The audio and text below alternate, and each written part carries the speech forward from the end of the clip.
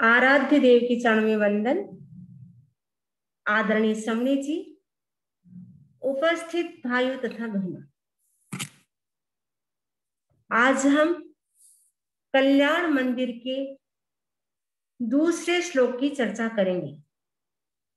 तो कल्याण मंदिर का दूसरा श्लोक, सबसे पहले हम एक एक शब्द का उच्चारण करेंगे। यस्य स्वयं सुरगुरुर गरिमाम्बुराशि स्तोत्रम सुविस्तृत मतिर न विभूर विधातुम तीर्थेश्वरस्य, पूरा एक शब्द है, तीर्थेश्वरस्य कमठ स्मय धूमकेतुः, दो डोट है, उसको ह जैसा बोलना है, धूमकेतुः तस्या हमेश, इसमें हम संधि विच्छेद करेंगे तो तस्य प्लस अहम प्लस एस, तीन शब्द बन जाएंगे। तस्य प्लस अहम प्लस एस किल संस्तवनम करिष्ये। अब हम एक साथ उच्चारण करेंगे। यस्य स्वयं सुरगुरुर्गरिमाम्बुरासे स्तोत्रम सुविस्तृतमतिर्न विभुर्विधातुम तीर्थेश्वरस्य कमठ स्मय धूमकेतो तस्याहमेष किल संस्तवनं करिष्ये, तस्याहमेष किल संस्तवनं करिष्ये। अब हम इस श्लोक का मीनिंग समझेंगे एक एक शब्द का। यस्य, यस्य का मतलब होता है जिसके, ये संस्कृत का यस्य षष्ठी विभक्ति का शब्द है, जिसका मतलब है जिसके, जिसके मतलब भगवान पार्श्वनाथ के। गरिमाम्बुराशि, गरिमा के सागर। यह भगवान पार्श्वनाथ की विशेषता बता रहे हैं कि भगवान पार्श्वनाथ कैसे हैं, गरिमा के सागर हैं। जो सागर होता है, समुद्र होता है, उसका कोई और छोर नहीं होता है, वैसे ही भगवान के इतने गुण हैं, उनका कोई और छोर नहीं है। यानी भगवान के अनंत गुण हैं, भगवान में अनंत गुण विद्यमान है। उनके गुणों की स्तुति करना कैसे संभव हो सकता है? एक जीव तो क्या, हजारों जीव मिलकर के भी भगवान के गुणों की स्तुति नहीं कर सकते हैं। आचार्य सिद्धसेन भी सोच रहे हैं मुझे भी भगवान की स्तुति करना है, लेकिन उनकी स्तुति में कैसे कर पाऊंगा? क्यों? क्योंकि कहाँ तो भगवान और कहाँ मैं। भगवान के अनंत गुण हैं, केवल ज्ञान है जिनके पास, और मैं अल्प बुद्धि वाला। जैसे भक्तामर स्तोत्र में आचार्य मानतु यही सोच रहे थे, मैं अल्प बुद्धि वाला, भगवान ऋषभ का स्तवन कैसे कर पाऊंगा? यही बात आचार्य सिद्धसेन भी सोच रहे हैं कि मैं अल्प बुद्धि वाला भगवान पार्श्वनाथ की स्तुति कैसे कर पाऊंगा? क्योंकि स्तुति करने का तो संकल्प कर लिया, लेकिन डाउट हो गया, मैं भगवान की स्तुति कैसे कर पाऊंगा? कहा जाता है जो भी हम संकल्प करें, उसमें यदि हमारा मन दृढ़ होता है तो उस संकल्प से हमें सिद्धि मिलती है, सफलता मिलती है। लेकिन संकल्प करने के बाद यदि हम डाउट कर लेते हैं, तो संकल्प करने के बाद यदि संशय हो गया, डाउट हो गया, तो हमें सिद्धि नहीं मिलती है, सफलता नहीं मिलती है। आचार्य सिद्धसेन ने संकल्प किया है कि मैं भगवान की स्तुति करूंगा। संकल्प करने के बाद ही उनके मन में डाउट हो गया, मैं कैसे कर पाऊंगा? आगे आचार्य सिद्धसेन कहते हैं, स्वयं सुविस्तृत मति ही, अर्थात स्वयं विपुल बुद्धि वाले सूर्य गुरु यानी बृहस्पति, स्तोत्रम यानी स्तुति, विधातुम यानी करने में, न विभु, विभु यानी समर्थ, न यानी नहीं है। यानी आचार्य सिद्धसेन कह रहे हैं कि भगवान पार्श्वनाथ की स्तुति करने के लिए बृहस्पति भी समर्थ नहीं है। बृहस्पति कौन होते हैं? देवता के गुरु होते हैं और उनकी बुद्धि हाईएस्ट होती है, उनका मेमोरी पावर इतना स्ट्रॉन्ग होता है, इतना स्ट्रॉन्ग मेमोरी पावर बृहस्पति देव का होता है, फिर भी भगवान के गुणों की स्तुति करने में वे भी समर्थ नहीं है।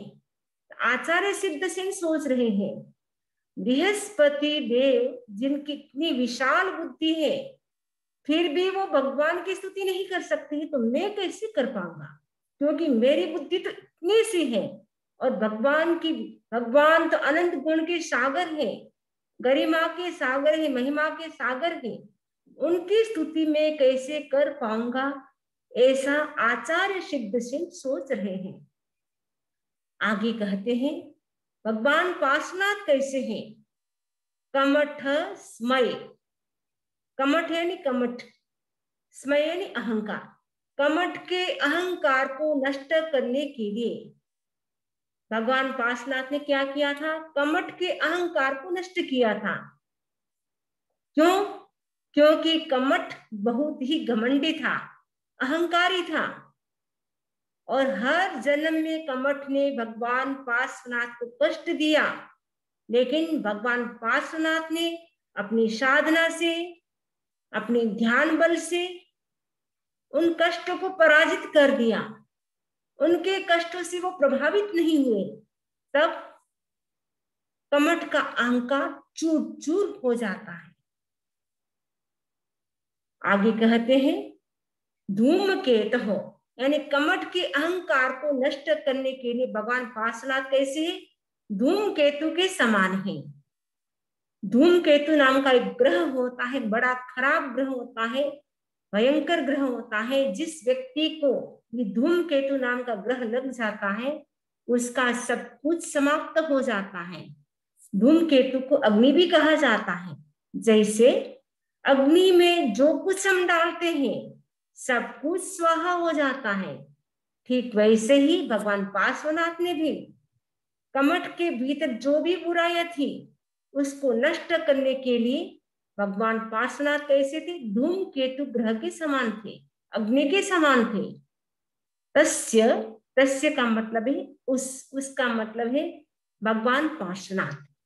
तीर्थेश्वरस्य, तीर्थेश्वर तीर्थंकर, भगवान पार्श्वनाथ ऐसे वैसे नहीं थे, तीर्थंकर थे। तीर्थंकर कौन होते हैं? जो 4 तीर्थ की स्थापना करते हैं। 4 तीर्थ कौन से हैं? साधु, साध्वी, सावक और श्राविका। ये जब 4 तीर्थ मिलते हैं, उनकी स्थापना करते हैं, तब तीर्थंकर बनते हैं। ये तीर्थ की स्थापना तीर्थंकर कब करते हैं? जब केवल ज्ञान की प्राप्ति होती है। केवल ज्ञान की प्राप्ति होते ही सबसे पहले तीर्थ की स्थापना करते हैं। इसलिए भगवान को क्या कहा जाता है? तीर्थंकर कहा जाता है। तीर्थंकर, तीर्थ की स्थापना करने वाले ही तीर्थंकर होते हैं। तो भगवान पार्श्वनाथ भी इस अवसर पीढ़ी काल के 23वें तीर्थंकर थे। उन्होंने भी तीर्थ की स्थापना की, प्रवर्तन किया, वो नायक थे। क्योंकि जो भी तीर्थंकर होते हैं तो अपने अपने समय के वो सब प्रवर्तक होते हैं जैन धर्म के। क्योंकि कोई भी तीर्थंकर ये नहीं कहते हैं अमुक ने ऐसे कहा है, वो स्वयं कहते मैंने ऐसा कहा। क्यों? क्योंकि तीर्थंकर के पास केवल ज्ञान होता है। तीर्थंकर तब बनते हैं जब केवल ज्ञान की प्राप्ति होती है। जब तक केवल ज्ञान की प्राप्ति नहीं होती है तब तक भगवान साधना करते हैं। एवं वो पालखी मार करके यानी सुखासन में भी वो नहीं बैठते हैं। जो सुखासन होता है, पद्मासन, यानी कोई भी आसन लगा करके जब तक केवल ज्ञान की प्राप्ति नहीं होती है तब तक भगवान विराजते नहीं, खड़े खड़े साधना करते, ज्ञान की साधना करते, खड़े खड़े साधना करते हैं। तो भगवान पार्श्वनाथ ने भी 83 डेज तक साधना की थी। 84 डेज यानी 84वें दिन में भगवान पार्श्वनाथ को केवल ज्ञान की प्राप्ति हुई थी। तो केवल ज्ञान की प्राप्ति करने के बाद उन्होंने तीर्थ की स्थापना की, इसीलिए वो तीर्थंकर कहलाए। किल का मतलब है निश्चित, श्योर, डेफिनेटली। एस का मतलब यह का मतलब मैं, यानी आचार्य सिद्ध सेन कह रहे, यह मैं आचार्य सिद्ध सेन। अहम का मतलब है मैं, यानी सिद्ध सेन। संस्तवनम, स्तवन करिष्ये, करूंगा, आई विल डू, प्रे, मैं भगवान पार्श्वनाथ की स्तुति करूंगा, ऐसा दृढ़ संकल्प आचार्य सिद्ध सेन ने कर लिया। कहा जाता है जो व्यक्ति संकल्प करता है उस व्यक्ति को सिद्धि मिलती है। कब? जब उनके मन में किसी भी प्रकार का संशय नहीं होता है। एक बार के लिए आचार्य सिद्ध सेन के मन में भी शंका हो गई, डाउट हो गया, लेकिन वापस वो संभल जाते हैं क्योंकि वो महापुरुष थे। वापस संभल गए, उनको याद आ गया, अरे मैं झूठा ही टेंशन कर रहा हूँ। टेंशन किस चीज का? सबसे पहले मैंने क्या किया था? भगवान के चरणों में वंदन किया था, नमस्कार किया था, भगवान को वंदन किया था। भगवान को वंदन कहाँ किया? चरणों में किया था, ऐसे कहीं मस्तक को नहीं किया। प्रणाम हमेशा चरणों में, पैरों में ही किया जाता है। क्यों? क्योंकि पैरों में ऊर्जा होती है। कहा जाता है हाथों की अंगुलियां, अंगूठा और पैरों की अंगुलियां और अंगूठा में इतनी ऊर्जा होती है, निरंतर ऊर्जा, एनर्जी निकलती रहती है। तो भगवान पार्श्वनाथ के चरणों में मैंने वंदन किया है, नमस्कार किया है। तो नमस्कार कौन कर सकता है? जिस व्यक्ति में अहंकार नहीं होता है वही व्यक्ति नमस्कार कर सकता है। जिसमें अहंकार होता है वह कभी भी झुक नहीं सकता है। आचार्य सिद्ध सेन में अहंकार नहीं था, इसीलिए सबसे पहले भगवान को नमन किया, वंदन किया। और वंदन की भी विधि होती है। जैनों की वंदन विधि कैसी होती है? पंचांग प्राति वंदन होता है। पंचांग यानी 5 अंग, यानी 2 हाथ जुड़े हुए होना चाहिए, 2 पैर और मस्तक, ये 5 अंग जब झुकते हैं नीचे जमीन पर तब पंचांग प्रणति वंदना होती है।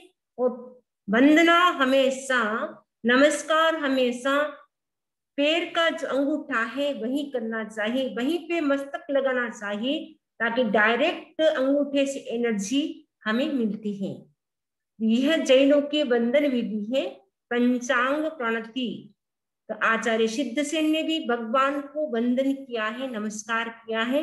जो व्यक्ति नमस्कार करता है, वंदन करता है, उसका अहंकार अपने आप ही समाप्त हो जाता है। जिस व्यक्ति का अहंकार समाप्त हो जाता है, आचार्य महाप्रज्ञ जी कहते उनको निश्चित रूप से, श्योर, डेफिनेटली उनको सफलता मिलती है। आचार्य सिद्ध सेन ने भी नमस्कार किया, इसलिए उनका अहंकार समाप्त हो गया। और वो महापुरुष थे, और महापुरुष जो भी संकल्प करते हैं उनका पूर्ण होता है। किसी कवि ने कहा है सपने कभी पूरे नहीं होते हैं और संकल्प कभी अधूरे नहीं रहते हैं। जो भी हम संकल्प करते, दृढ़ संकल्प, वो हमारे पूर्ण होते ही है। आचार्य सिद्ध सेन ने भी संकल्प कर लिया है कि मुझे भगवान पार्श्वनाथ की स्तुति करना है, मैं वंदन करूंगा, स्तुति करूंगा, ऐसा संकल्प कर लिया है। आगे हम देखते हैं, जो मीनिंग हमने किए थे उसी का है हिंदी अनुवाद।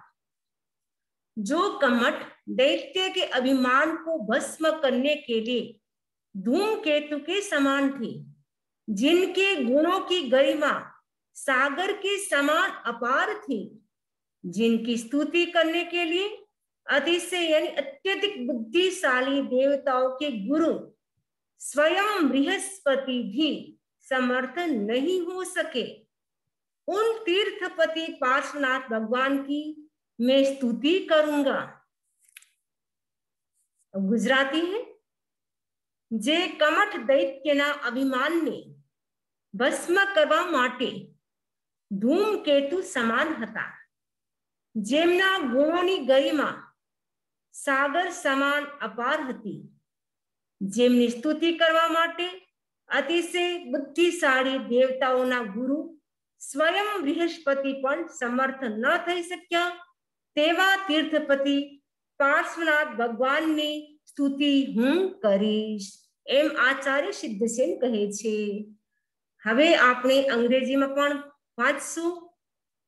I will sing a panegyric in praise of that Lord of the Third Tirthapati or Tirthankar, Bhagwan Parshvanath, who was like a comet Thor reducing to ashes the pride of demon Kamat, the glory of whose virtues was boundless like an ocean. Even Brihaspati, the extremely wise guru of gods, found himself incapable of singing in his praise. अब हम संकल्प करें तो कैसा संकल्प करें, यह प्रेरणा हमें इस श्लोक से लेनी है. आचार्य सिद्धसेन ने जो संकल्प किया है उनका निश्चित रूप से निर्विघ्न रूप से संपन्न होगा, किसी भी प्रकार की बाधा नहीं आएगी, क्योंकि उन्होंने दृढ़ संकल्प कर लिया है कि मुझे भगवान पार्श्वनाथ की स्तुति करना है. आज उन्होंने संकल्प किया है, आगे भगवान पार्श्वनाथ की स्तुति कैसे करेंगे उनका हम आगे आगे श्लोक जैसे जैसे पढ़ते जाएंगे वैसे वैसे हम सुनते जाएंगे. इसी आशा के साथ ओम अरहम, ओम अरहम.